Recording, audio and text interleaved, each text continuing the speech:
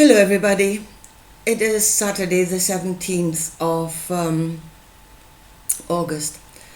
I watched a video this morning and I got badly triggered again. I want to talk about the law, and whether we are still under the law and whether we should be under a law and what law we're actually under.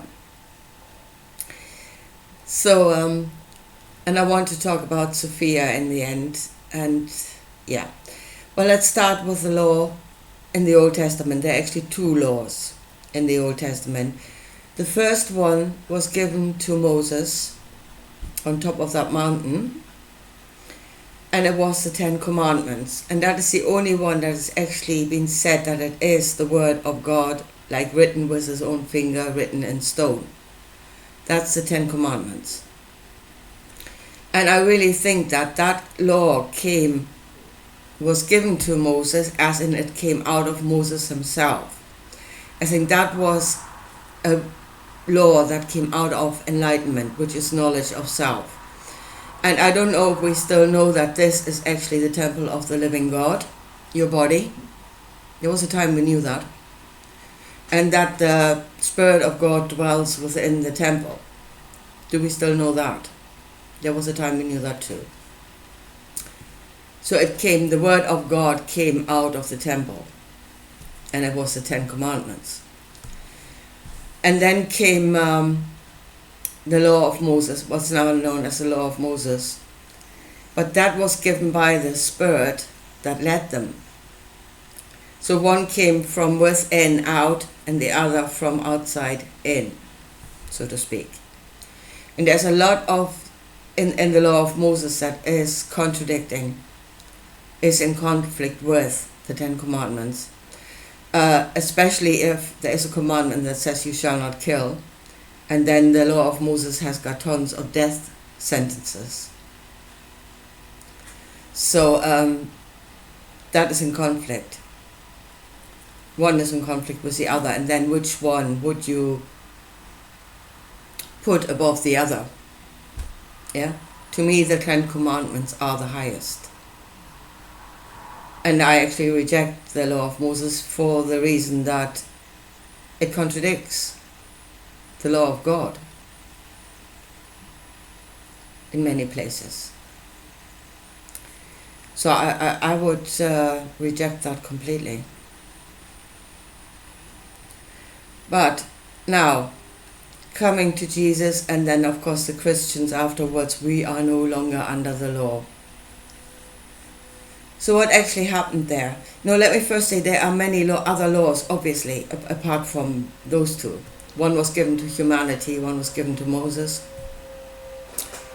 There's a law of nature. There are the laws of physics.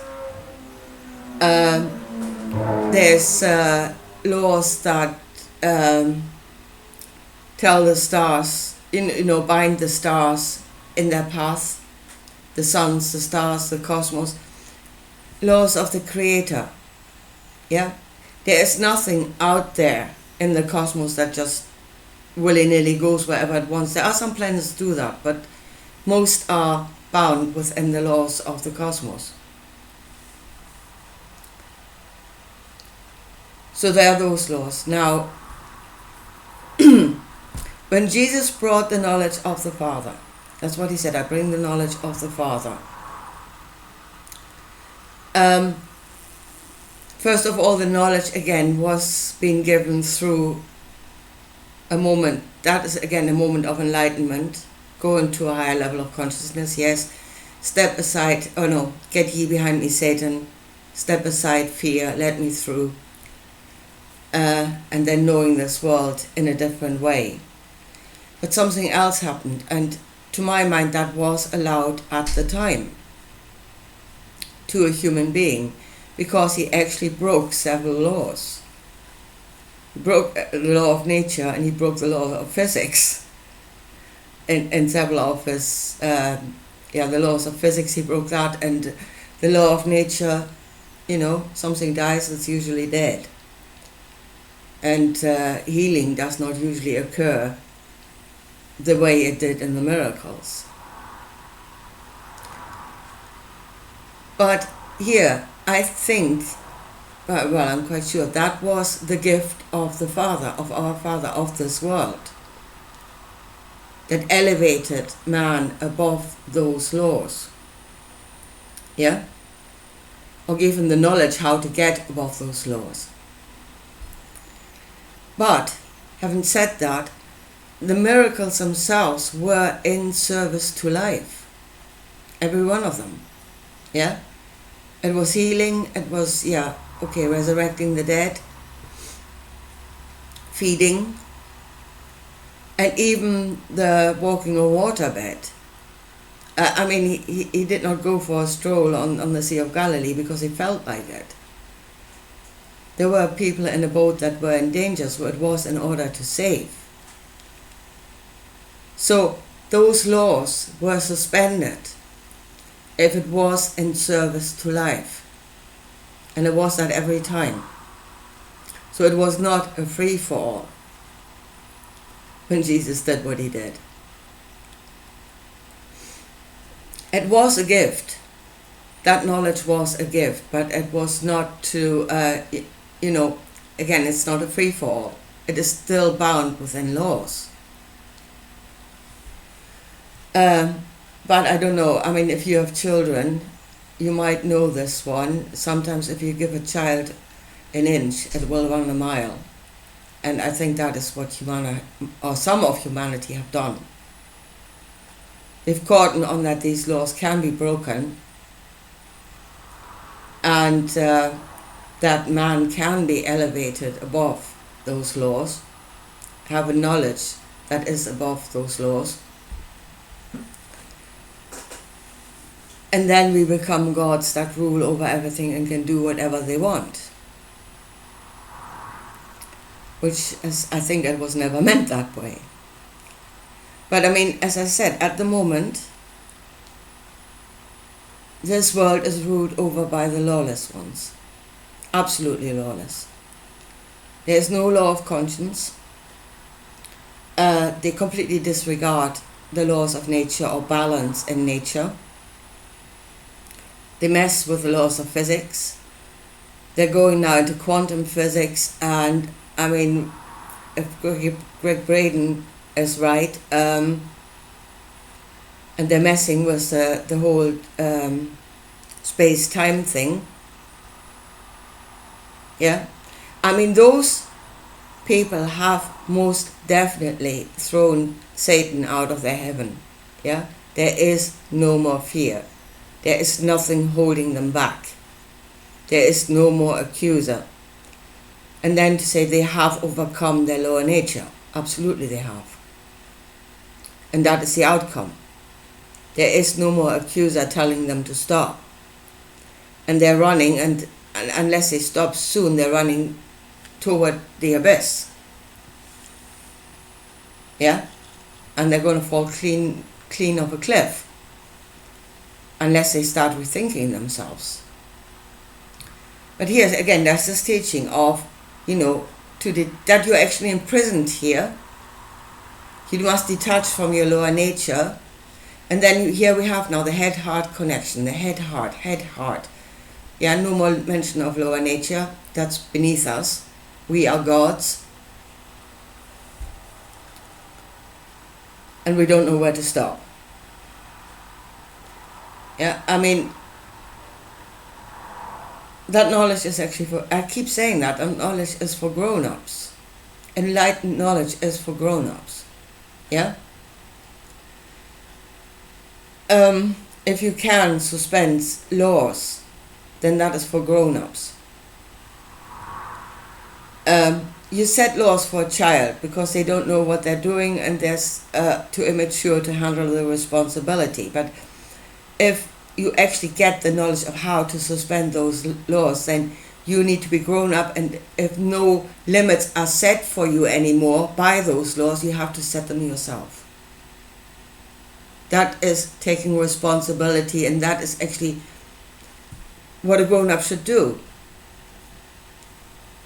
You're no longer being told, you're no longer being closed in, because you're grown up enough to set the limits yourself. That's being a grown-up.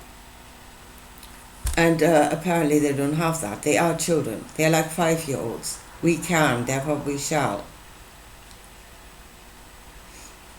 And there's nothing stopping us. There will be something stopping us, even though let's say at the time, there were laws suspended for a while.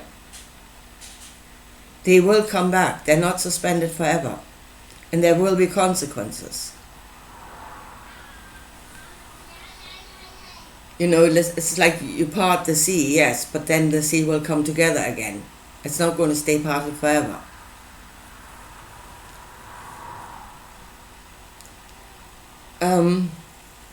But I said, they are completely in the head now. We have knowledge, we do it. And here comes Sophia, because that is actually head knowledge. The wisdom of Sophia is the wisdom of the brain, so to speak. Yeah, again, she created without a husband, without the knowledge, the emotional knowledge, the knowledge of the lower nature, the restraining knowledge. Yeah? That is Sophia. That's why they called that AI Sophia. Because it's pure computing and nothing else. So and here comes in the story, she created by herself, without a husband, without emotional input. And what she created was an abomination. Yaldabaoth, the demiurge. It was awful what she created. What her enlightened wisdom brought into being was awful. And when she saw what she had created, she hid it away. She hid it out of sight because she damn well knew she had done wrong. Yeah? So again, that is the story that is being told by the Gnostics. So why is everybody running around worshipping the great wisdom of Sophia? Can you think right and wrong? Can you even think that? Somebody tells you, oh, the great wisdom of Sophia, and you go bleep, bleep, bleep, bleep, like the sheep. Another great one-liner for the sheep, the greatness of Sophia. Can you look at that story? I mean, she herself knew she had done wrong. Why do you not know that? Why do you think she's great? Yeah, but that is where we're at. Where the head has detached from the body. It's floating up in the clouds somewhere. We're meeting the Lord in the clouds. Detached from the solid reality of this world. Detached from our complete knowing of good and bad.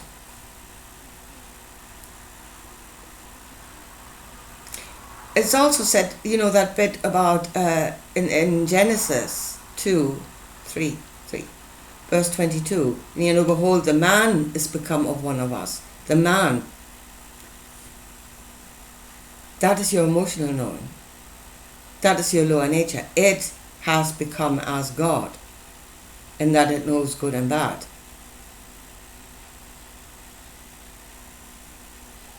Yeah, and the woman's thought should be for her husband. And she's not supposed to go around creating by herself.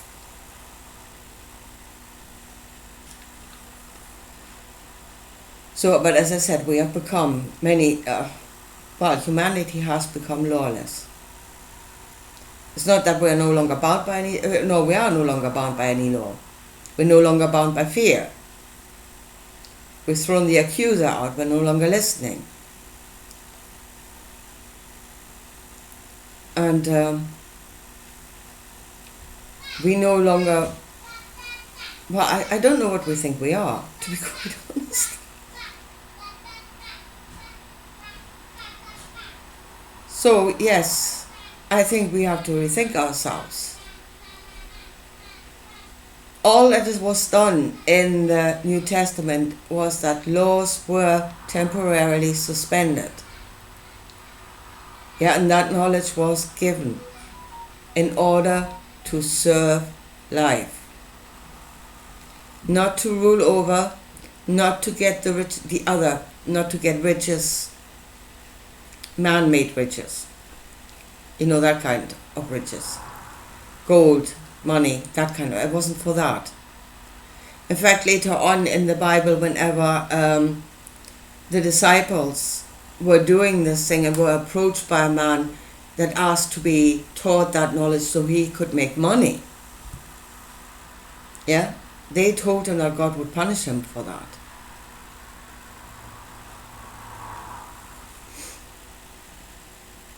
So that's why the knowledge was given. It was not a free-for-all. And we did not get away from under the law. It was given by the law, God giveth and God will take away. Because His law still stands. And we as children being given something out of kindness and out of compassion. Yeah, and we were given an inch and we ran a mile. And it's time we got home. And really, if you're given a story like the story of Sophia, please reason good and bad. She knew it was no good. How do you not know that? Anyway, here I leave it at that for today. And I'll talk to you again soon. Bye.